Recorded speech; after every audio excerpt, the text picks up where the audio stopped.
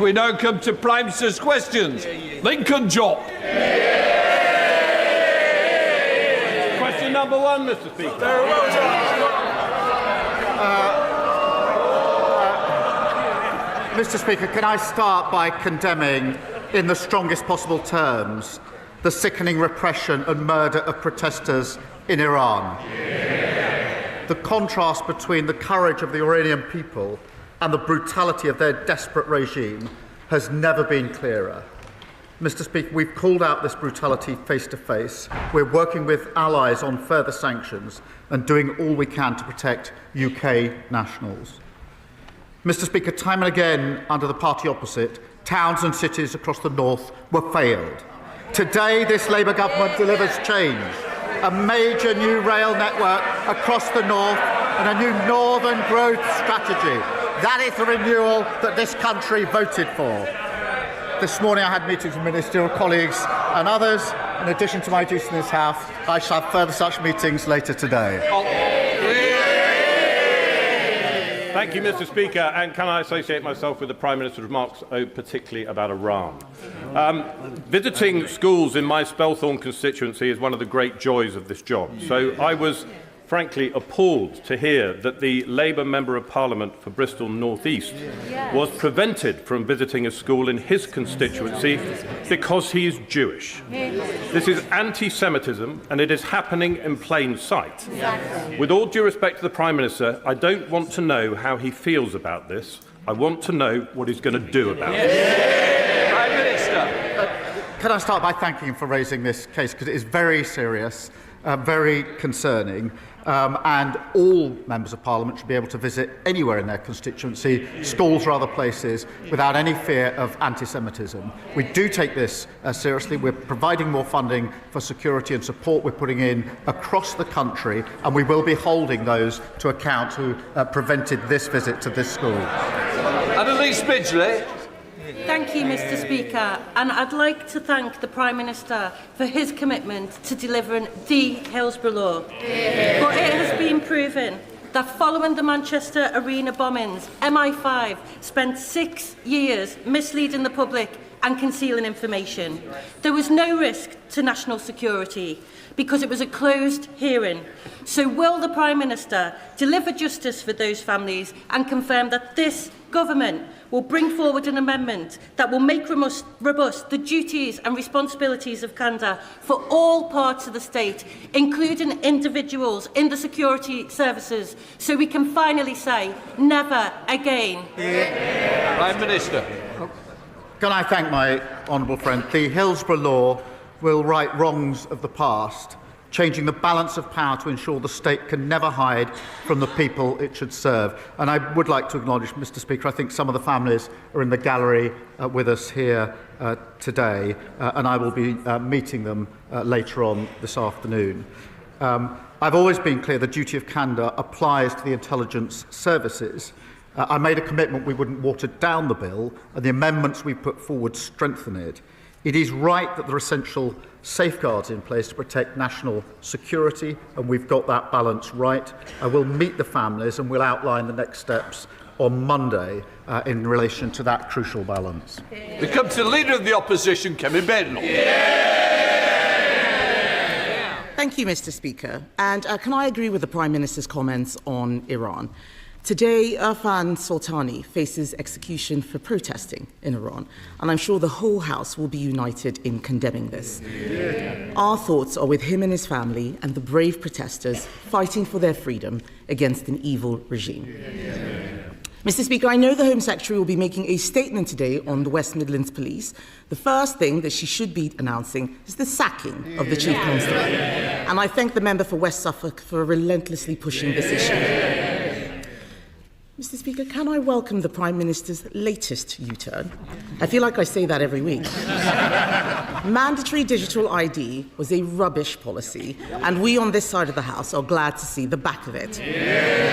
But yesterday, the Health Secretary said the Prime Minister's New Year's resolution should be, and I quote, to try to get it right first. To try to get it right first time.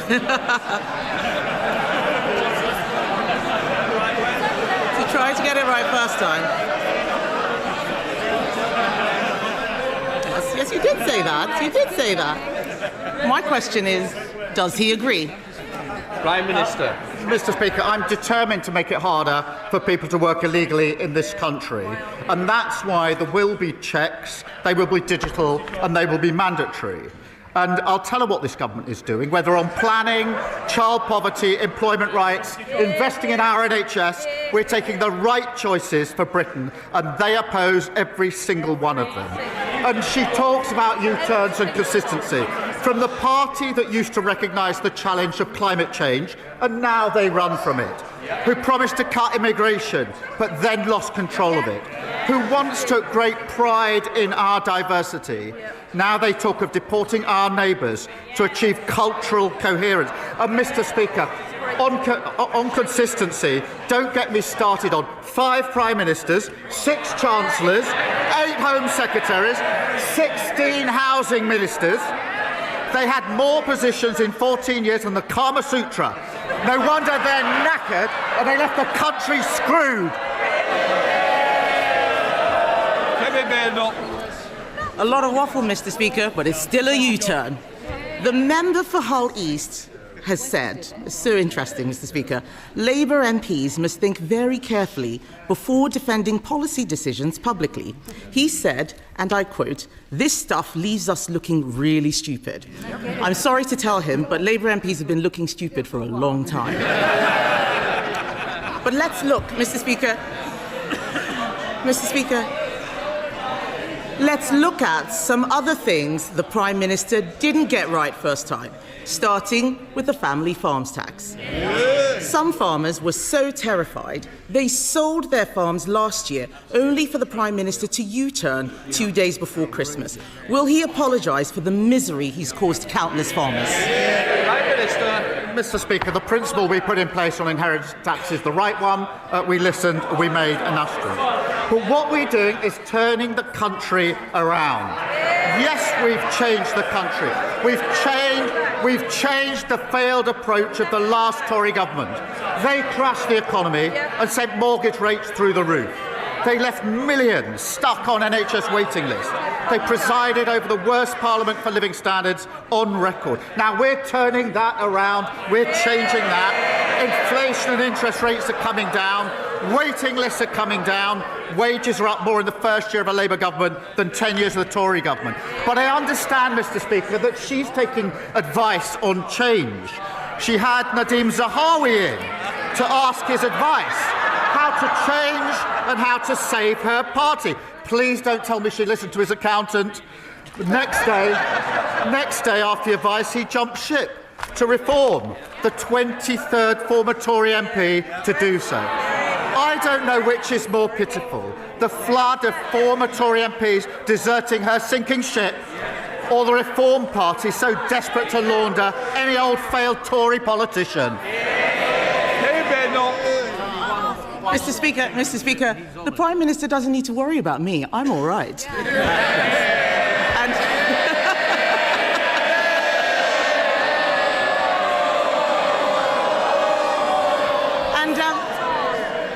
And I didn't hear an apology. I didn't hear an apology to the farmers. Has he even apologised to the member for Penrith, who stood up for farmers only to have the whip removed? This Prime Minister treats his MPs so badly, they follow his lead, and he hangs them out to dry every time. Let's turn to another area the Prime Minister has got wrong. His budget doubled business rates for thousands of pubs. So can the Prime Minister tell us, is there going to be any change to his business rates policy? Prime Minister. Mr. Speaker, we're working with the sector to ensure that they get the support that they need. I have to say, the Leader of the Opposition's newfound concern for pubs will come as a surprise to anyone who remembers the 7,000 pubs that were closed under the Tories. And as Business Secretary, she didn't say a word about it. So we support business. We also support workers, Mr. Speaker.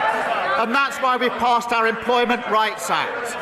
And on Mr. Speaker, on Monday, the Business Secretary and I went to Croydon to discuss our Employment Rights Act with workers there. They were very keen on the paternity rights and the maternity rights, which I know the Leader of the Opposition opposes.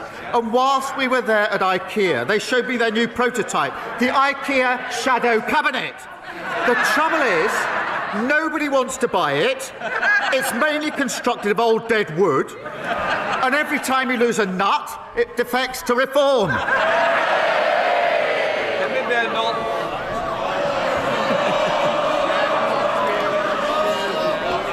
Mr. Speaker, he didn't answer the question about business rates. It sounds like he doesn't know what his policy is. And this has been a farce from start to finish. On Monday, the Business Secretary said the Chancellor did not even realise the impact of her business rates policy. No surprise there.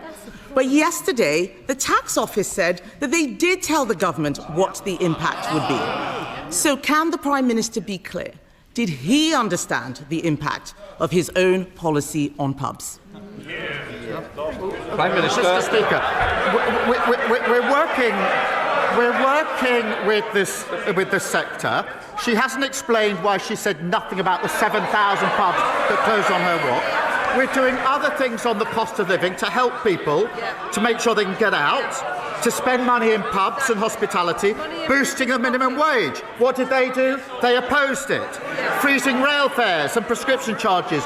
What did they do? They opposed it. £150 off energy bills. What did they do? They opposed it. She said nothing when pubs were closing, and she opposes every measure now.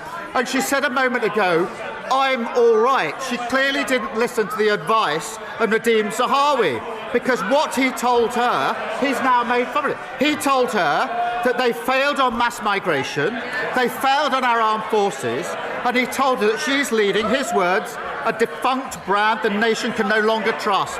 No wonder he's joined the Tory migration to reform. Mr. Speaker, it's the second Boris wave. Mr. Speaker, I asked him if he understood the impact of his own policy. He didn't say yes. The reason he U-turns all the time is because he is clueless. He is blowing around like a plastic bag in the wind, no sense of direction whatsoever. And let's be clear, Mr. Speaker, this mess goes beyond pubs. The whole of the hospitality industry, cafes, hotels, restaurants, they're all being clobbered by Labour's tax hikes. There is an answer to this. Conservatives would abolish business rates for small businesses on the high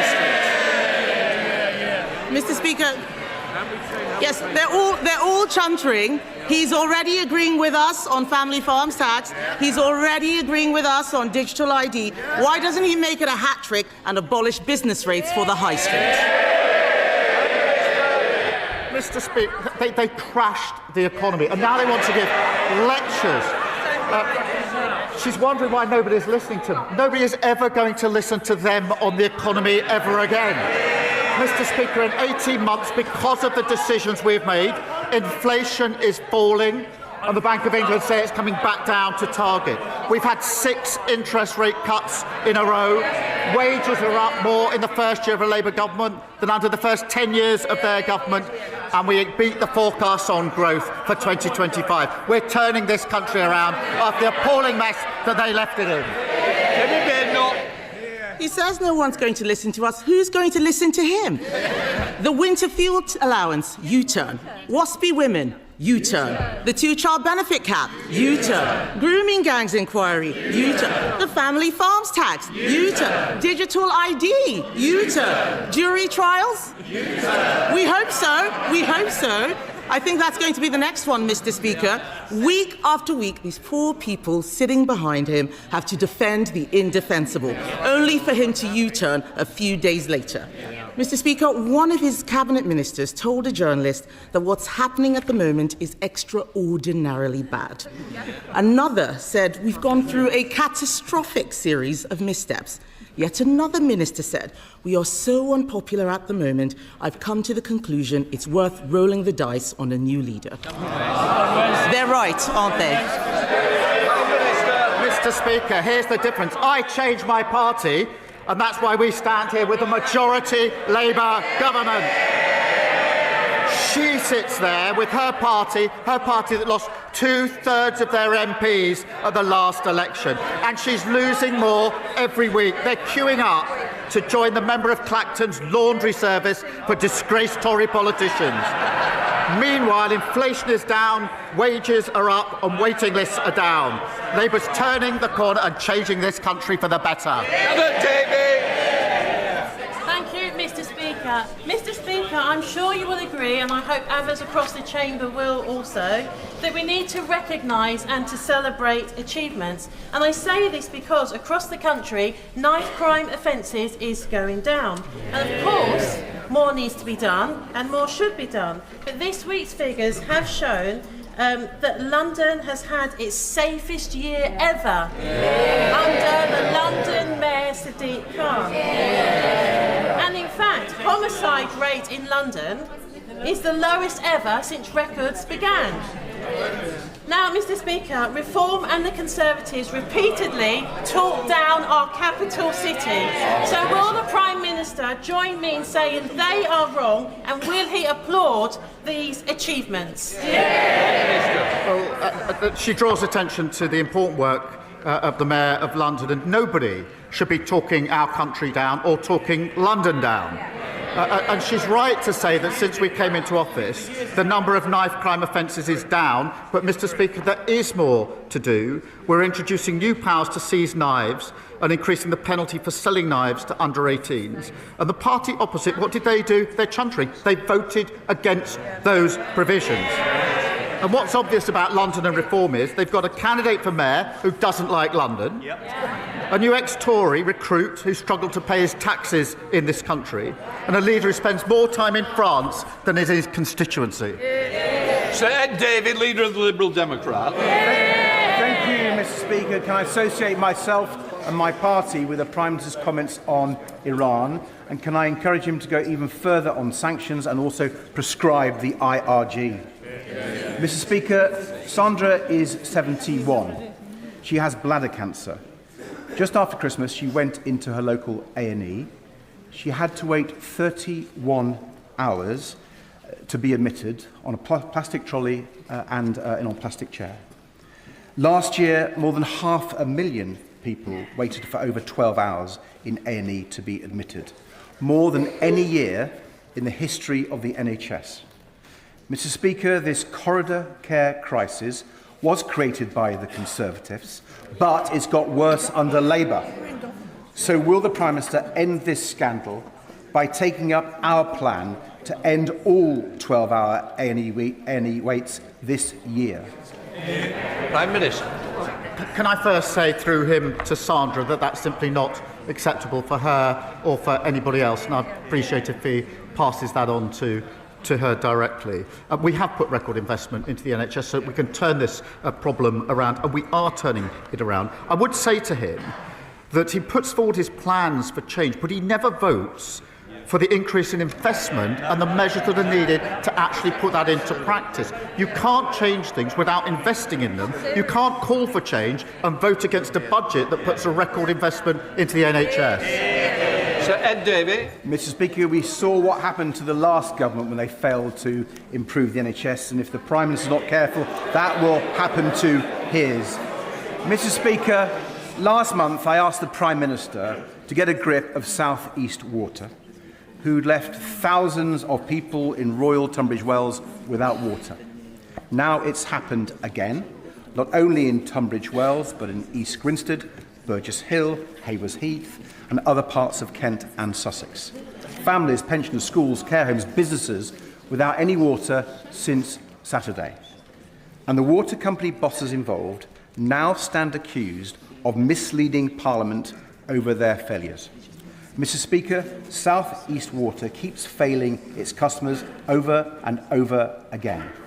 So will the government immediately strip them of their licence? Prime Minister. Can I thank him for raising this, because the situation is clearly totally unacceptable.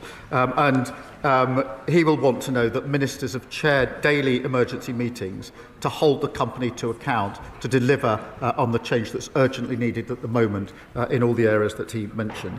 We've also doubled the compensation rates for individuals and businesses, and we're absolutely clear the company must urgently invest in infrastructure, and we'll publish the Water White Paper in due course, but we are holding those daily meetings to hold this company to account. Dr. Maria Timble. Thank you, Mr. Speaker. I'm delighted by today's Northern Powerhouse Rail announcement. A down payment on the north of England's future. Fulfilling Lord Blunkett's rail plan for Yorkshire also included upgrades to the Penistone Line train, the spine that connects south to West Yorkshire, coursing through 8 constituencies, serving 500,000 people. When I was growing up, my dad opened Silkstone Common Station as a Dodder councillor. I want my legacy to be 2 trains an hour Tidball for our Penistone line. Will the Prime Minister meet with me to discuss how we can secure funding for the second phase of the Penistone Line upgrade scheme to achieve 2 services an hour? Prime Minister. Can I pay tribute to her as a dedicated campaigner on this and so many other issues? And I'm delighted that today we're announcing a transformation in journeys across the north. Of course, it was said and promised many times by the party opposite, but never delivered. We're taking action and delivering. We're working Kirklees Council to prepare the business case for the first phase of upgrading the line, and I know the Transport Secretary would be happy to discuss the details of that with her. Robin Swan. Thank you very much, Mr. Speaker. At question time last week, the Prime Minister seemed to intimate that the Government was bringing forward amendments to the Northern Ireland Troubles Bill. Within hours of him saying that, the Irish Government's Minister for Foreign Affairs said that any significant changes must have the full agreement of both governments. So, Mr. Speaker, can I ask the Prime Minister, is he intending bringing forward amendments to a flawed Troubles Bill, and give a reassurance that the Irish Government does not have a veto over legislation in this House? Prime Minister. Can I thank him for raising this and tell him I spoke to the Taoiseach in December about this, and I know he's committed to delivering on this. The new legacy unit has been established within the Garda, and I'm confident the Irish Government's other commitments will be delivered as set out in the joint framework. For the first time, information held by the Irish authorities is being shared with a reformed Legacy Commission, meaning more families and victims of terrorism getting information about what happened to their loved ones. Glendon. Thank you, Mr. Speaker. I welcome the Prime Minister's leadership and our government's clear commitment to tackling child poverty, recognising that high-quality education is one of the best routes out of poverty. However, young people in one of the most deprived areas of my constituency, attending Churchill Community College, have been taught in temporary accommodation for over 16 months. Can the Prime Minister use his good offices to expedite funding from the Department for Education to support rebuilding this school? Thank you. Prime Minister. Can I say I'm very proud of what we're doing on child poverty, lifting 500,000 children out of poverty. The party opposite says their policy is to plunge them straight back into poverty, and they should be ashamed of that. The situation she draws my attention to is appalling. Parents and teachers are furious that the party opposite left schools literally crumbling. We invested, Mr. Speaker, £20 billion to rebuild around 800 schools, and our aim is all schools and colleges in England that aren't being fully or substantially rebuilt to be rack-free by the end of the Parliament, and I'll make sure a Minister meets with her to discuss this. Morrison. Thank you, Mr. Speaker. I visited Stepping Hill Hospital in my constituency, where I met the incredible team there, but they are working in some of the worst conditions. The staff there showed me the wards where sewage is coming up onto the floors through the drains, and they showed me the ceilings where water is dripping down out onto vital equipment. The hospital itself has a £130 million repair bill, and the Prime Minister is the man that can change this. So will he meet with me, the member for Hazel Grove and the member for Stockport constituency, so we can talk to him about this issue, get some investment in, and then get the hospital that my constituents deserve? Prime Minister. Well, I thank him for raising this, and he knows we inherited a terrible situation with waiting lists, performance targets missed, and hospitals like Stepping Hill left to crumble. They should be absolutely ashamed of themselves. I'm pleased the new outpatients building is open, and because of our decisions, the local trust will receive £75 million in capital funding. Progress is being made. His local trust has seen waiting lists fall by almost 3,000. The number of waits over a year is down by 67%. I will make sure he gets the meeting that he wants to discuss the details further. Emily Darlington. Thank you, Mr. Speaker. If reports are correct, Elon Musk has climbed down today under pressure from this government. And let's be clear, stripping women naked without consent in real life or online is abuse.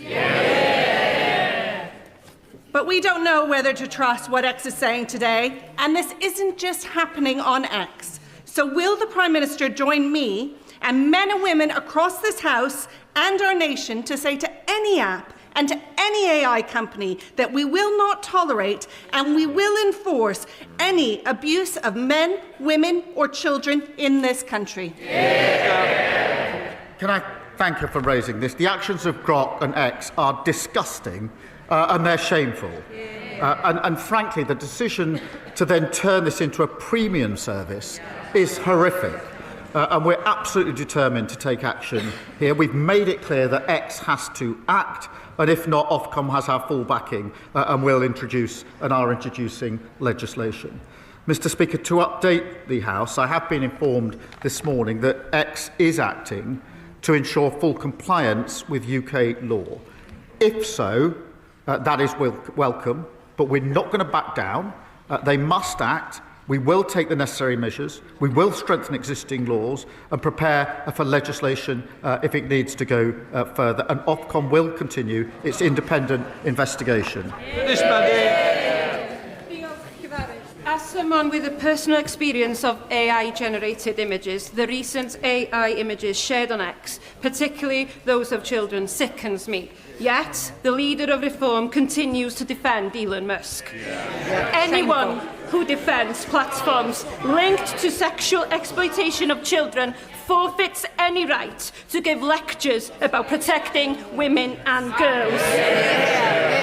What will the Prime Minister do to stop any political party from putting tech billionaires ahead of protecting our children? Can I thank her for raising this? And it's astonishing that Reform defend Musk on this issue. It is complete. I said the images are disgusting. Their position is disgusting on this. This is weaponising images of women and children that should never be made. And that's why we're acting. Reform refused to do anything about it. But more than that, the point she raises, they would scrap the Online Safety Act that stops children accessing content like pornography, suicide, self-harm and eating disorders. They're an absolute disgrace and know nothing about protecting children. Can I just say, we're only on question 18. If we don't want to get MPs in, please, you're going to have to work with me. Kevin Badenoch.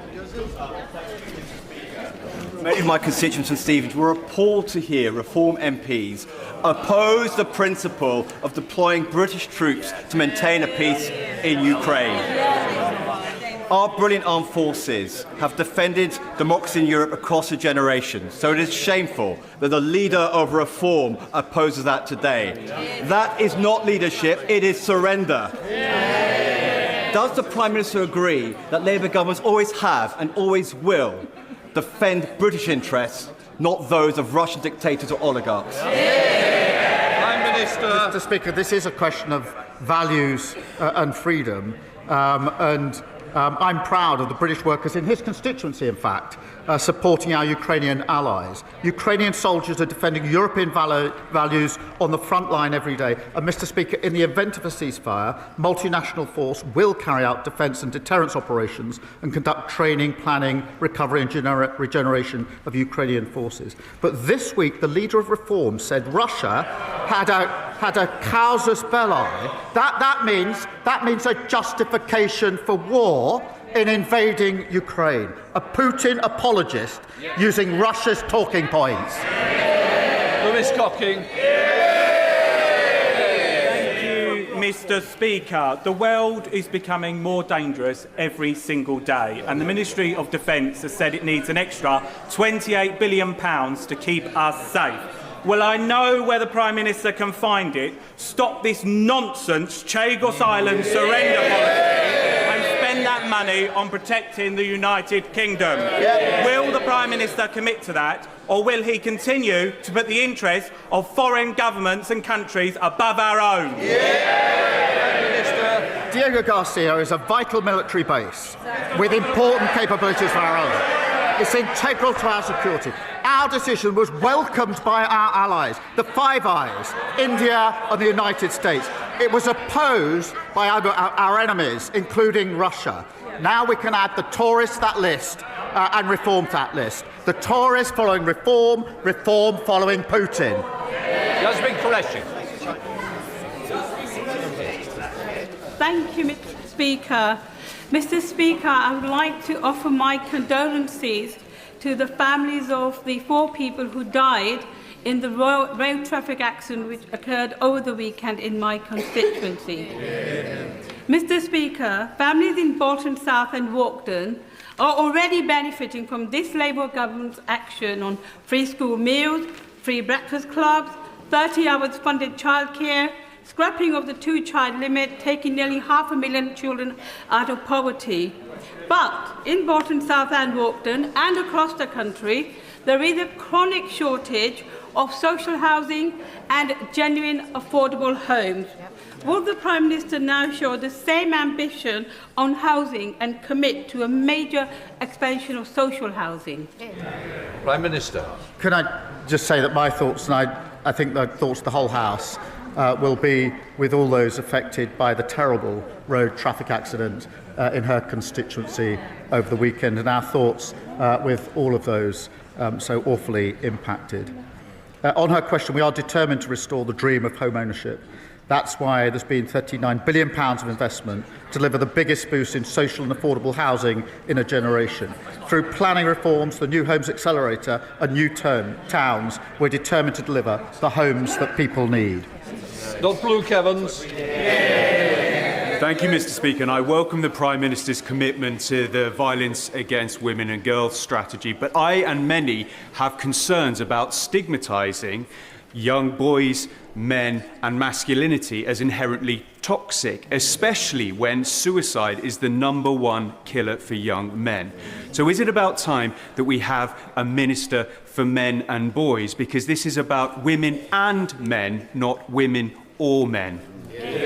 Prime Minister. Can I thank him for his support on what we're doing on violence against women and girls? Can I also agree with him that this isn't about women or men or boys or girls, it's about both. And that's why I was very pleased to bring forward our men's health strategy, one of the first of its sort, to deal with the challenges that young men in particular, in my view, have growing up, particularly with social media, but also to go further on the question of suicide. And I know that that's something that the whole House is prepared to work together on, and quite right too. Caroline Harris. Thank you, Mr. Speaker. As trade envoy to New Zealand, last year I visited Eden Park in Auckland to hear their exciting plans to bring the Edinburgh tattoo to New Zealand. Well, next month that plan becomes a reality, and one of Scotland and the UK's greatest military displays will be taking place in Auckland. This spectacular event is testament to the exciting and successful trading relationship between the UK and New Zealand. Will the Prime Minister join me in congratulating and thanking everyone who's made this a reality? Can I thank her for raising that, because the Royal Edinburgh military tattoo is absolutely brilliant, as anybody who's seen it will attest, and I'm so pleased that it's heading to New Zealand, and I think it's another example of Scotland's unique contribution to our international image, our culture and tourism, and I think we all wish them the very best of luck in their performance, and I know it'll be very well received. Timothy. Thank you, Mr. Speaker. The police fabricated intelligence to get Israelis banned from Villa Park, as demanded by Islamists. It's not an isolated case. Forces cut deals with dodgy mosques and refuse to arrest preachers who incite violence. The CPS uses the Public Order Act as an Islamic blasphemy law. In prison, governors do deals with Islamists to maintain order, and we all know about the rape gangs. So will the Prime Minister launch a review of the corruption of our criminal justice system by Islamists and the politics of communalism?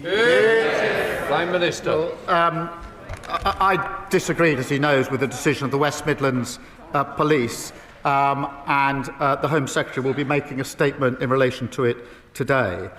Mr. Speaker, the Home Secretary used to have power to remove Chief Constables. That power was stripped by the 2011 Police Reform Act. The honourable member knows who was making decisions in the Home Office at the time. It was him, working for Theresa May, that stripped that power away. Thank you, Mr. Speaker, and a belated Happy New Year. But for the 4.8 million leaseholders across England, it's not a Happy New Year. They're going to be receiving large bills in a matter of weeks. They've been waiting patiently for us as a new government, a government that said we were going to deliver that change, to bring forward the legislation on leasehold and commonhold. So I want to ask the Prime Minister, when will we see that legislation so that we can put those leaseholders out of their misery? Well, can I thank her for raising this really important issue, and we are bringing forward proposals very shortly now. Thank you, Mr. Speaker. 35,000 children, including my constituent Clover, live with uncontrolled, life-threatening epilepsy. Those who can afford it are already benefiting from prescribed medical cannabis, yet families face endless delays, confused trials, and a Home Office process designed for criminal misuse, not healthcare. Will the Prime Minister meet with me and affected families to move paediatric medical cannabis out of Home Office control, create a pathway for proper trials and NHS access, and ensure that all children with life-threatening epilepsy get the care they deserve, regardless of their family circumstances? Can I thank you for raising the case of Clover? NHS England and the National Institute of Health and Care Research recently agreed funding for 2 world-first clinical trials relating to the use of cannabis-based products. This could help see medicines more routinely available in the NHS, and I'll make sure that she gets the meeting that she wants with the relevant minister to discuss what else we're doing. Helena Donovan. Thank you, Mr. Speaker. The people I represent are fed up with Southern Water, from sewage to broken pipes and water outages, even on Christmas Day. In November, millions of plastic beads washed up on our beaches, and we discovered they'd come from a Southern Water treatment plant. I'm now campaigning for water companies to stop using this outdated plastic bead method and bin the beads. We're really concerned about the impact on wildlife, and we have a massive clean-up operation on our hands. Over 5,000 people have already supported my campaign with Sussex Wildlife Trust. Will the Prime Minister join me in sharing his horror at this dereliction of duty from Southern Water and calling on them to face the full force of the law for this terrible pollution incident? Can I credit her with helping expose this scandal and working with her and everyone in her community, volunteering to clean up the beaches? That is the very best of who we are. But people are right to be furious that for far too long water companies were allowed to get away with polluting our seas and beaches. The Environment Agency are leading a full investigation, but we are more generally ending unfair bonuses for polluting water bosses, abolishing Ofwat and introducing tougher penalties, holding companies to account. Then a message objected. Mr. Speaker, ahead of the forthcoming consultation on local government reorganisation, last month Huntingdonshire District Council voted for option E, a Huntingdonshire Unitary Council. This was a cross-party view, and the Prime Minister's own Labour councillors voted in favour of it. There is a suspicion locally that the government favours option D, proposed by the Labour Eastern Regional Office, which would see Huntingdonshire and my constituency split in two and combined with Peterborough. Can the Prime Minister offer assurances to my constituents and those across Huntingdonshire that the decision isn't already a done deal and that the democratic will of Huntingdonshire District Council won't be overridden to satisfy an unelected Labour regional office? Prime Minister. There are no done deals here. We're going through the proper process. Thank you, Mr. Speaker. The staff at West Herts Teaching Hospitals Trust, which operates Watford General in my constituency, have been very busy bees. They have recently won Trust of the Year and Performance Recovery at the 2025 Health Service Journal Awards. Will the Prime Minister join me in congratulating the amazing team at Watford General and thank them for all the hard work that they have done to achieve this admirable accolade? Imagine what further achievements that they will make when they have their new hospital and new facilities. I will join him and thank the staff in his hospital, but also the NHS staff across the country who worked so hard over Christmas and New Year, which is notoriously a difficult time. That completes Prime Minister's questions. Let the front benches change over. Subscribe to One India and never miss an update. Download the One India app now.